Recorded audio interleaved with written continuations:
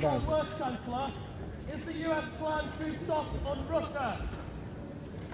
Is President Trump sidelining Europe again? Prime Minister, will British troops be sent to Ukraine? Will you back a deal that gives Ukrainian land to Russia, Prime Minister?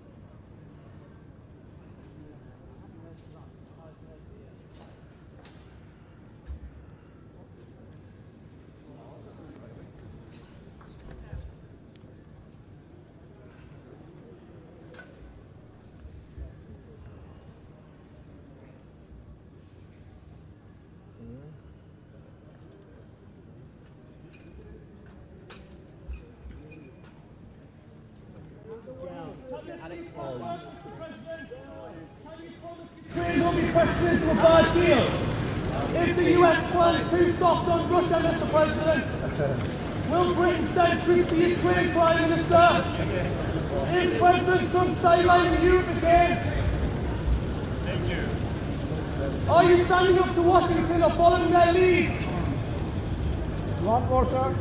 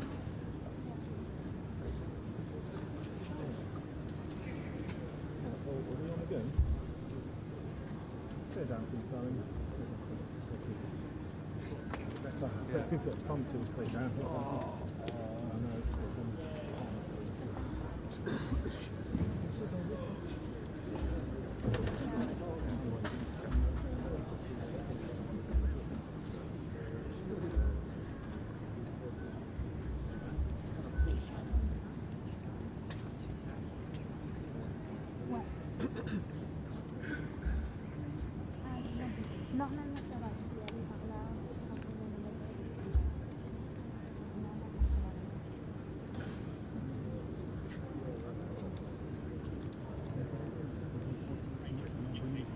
Ouais. C'est dans votre intérêt aussi. Merci. Ma caméra.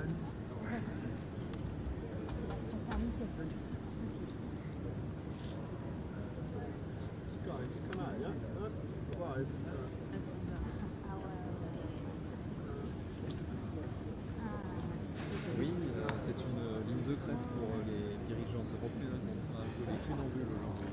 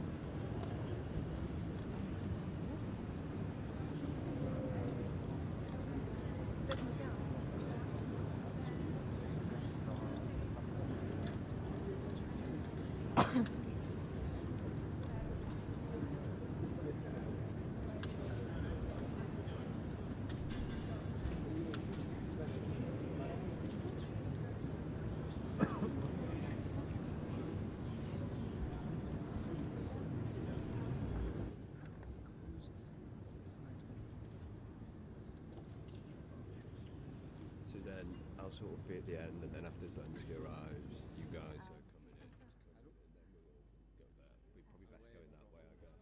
Yeah. Cool. Thank you.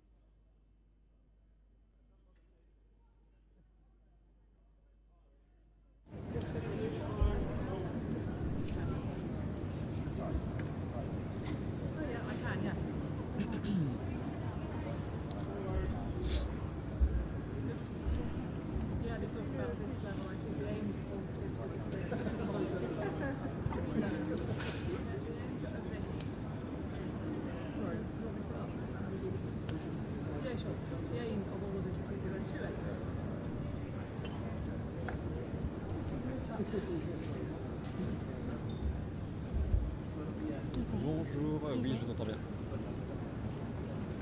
Sorry.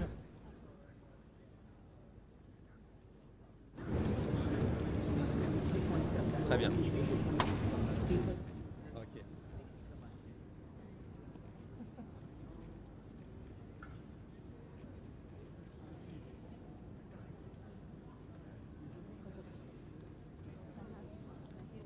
Sorry?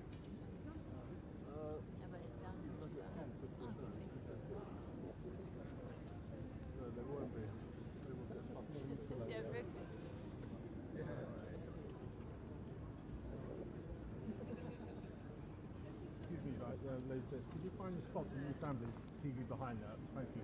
Thank you.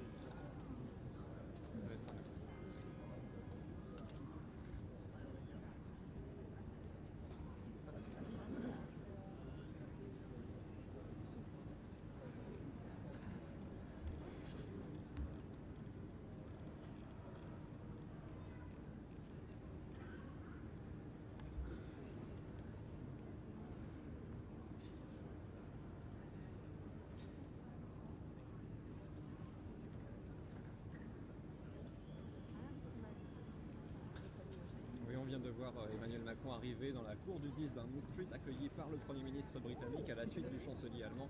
Le président ukrainien ne devrait plus tarder. C'est une ligne de crête aujourd'hui pour les dirigeants européens qui sont contraints à jouer les funambules pour s'affirmer et soutenir l'Ukraine tout en évitant la rupture avec les États-Unis, parce que cette rencontre elle intervient alors que Donald Trump vient de tancer le président ukrainien en lui reprochant de ne pas avoir lu son plan de paix. C'est aussi la première rencontre depuis la publication vendredi de la revue stratégique de sécurité nationale américaine qui étrille l'Europe et qui creuse comme jamais le fossé entre nos deux continents, d'autant que depuis plusieurs semaines, beaucoup s'inquiètent de voir les Américains relayer les arguments de la Russie. Alors l'enjeu aujourd'hui pour les dirigeants français, allemands et britanniques, il est clair, c'est de resserrer les rangs autour de l'Ukraine et de faire entendre aux Américains les intérêts européens et ukrainiens pour espérer obtenir des négociations équitables. Mais pour soutenir l'Ukraine au mieux, il faut aussi obtenir de l'argent. Alors de quelle façon?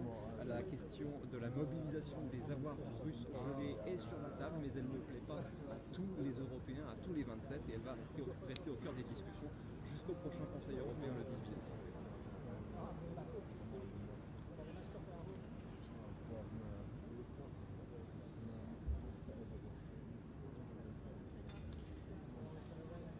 Merci, à plus tard.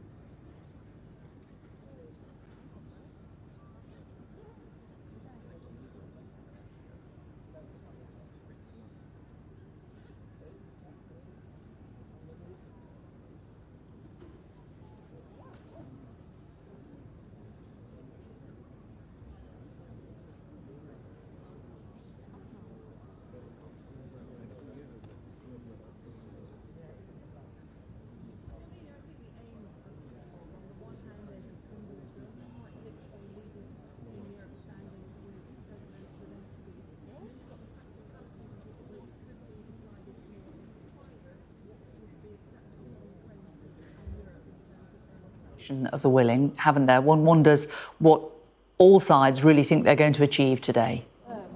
Hi, Jane. That's a perfectly reasonable question, and I think that a lot of what we're going to see here is essentially presentational. It's about message projection at a point in this conflict when President Zelenskyy is under severe pressure from Trump, who wants a deal. And we saw in comments that he made last night, he said, look, Zelenskyy hasn't read our latest proposals. His people, they're happy with these proposals. I mean, really applying the pressure here. And I think that's what we're seeing. It's a response to that. I think we're seeing the Europeans here demonstrating their support. Zelensky's given an interview this morning to Bloomberg, and I think it's interesting on a couple of points. In that interview, he said, we don't have an agreement on the Donbass, that's a territory in eastern Ukraine. The Russians are demanding that the Ukrainians give up territory that they don't hold yet. That is a really difficult point for the Ukrainians. There's not a unified view on that, said Zelenskyy. And he went on to say, there is one question. There is a big question. If Russia restarts the war, what do our partners do? So really that's a reference to the security guarantees. If they come to an agreement, will their partners in the United States, in Europe, will they come and support and back the Ukrainians? These are really critical questions. They're big questions. And I don't think that we're going to get to the bottom of that. But I think what we're finding here is that the Europeans are being put under greater pressure. We're getting closer to this point where they have to make a decision. They've certainly stepped in already, and it may surprise viewers to know that they are now the major financial backer for the Ukrainian government. And it is the Europeans who are buying American weapons through a NATO facility for Ukraine. They're paying the bills here, but they've got no say in the negotiations. I think that's the point that we are at. The Europeans have stepped in, but to what extent are they going to step up? Are we looking at a situation where they would consider putting personnel into Ukraine, for example? Are they going to go further with a security guarantee? These are the big questions. They'll be talking about that stuff today. But I think this is mainly about showing support for Zelenskyy when he's coming under a lot of pressure from the Americans. John, thanks very much. And as I say, we're expecting Zelenskyy to arrive any time soon. We will return to that live when he does.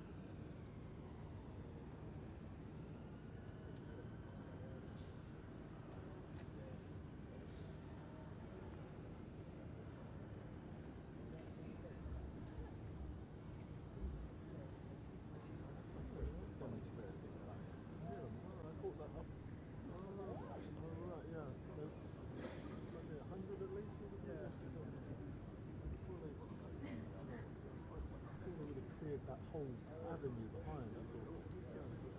Come on.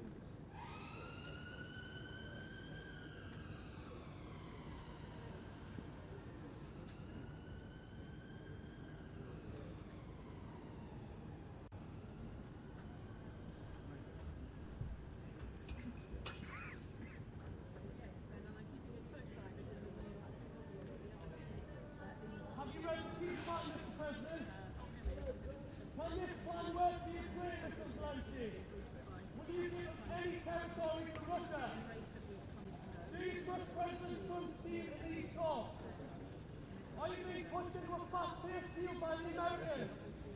What's your message to President Putin? Can this plan work, Mr. Starmer?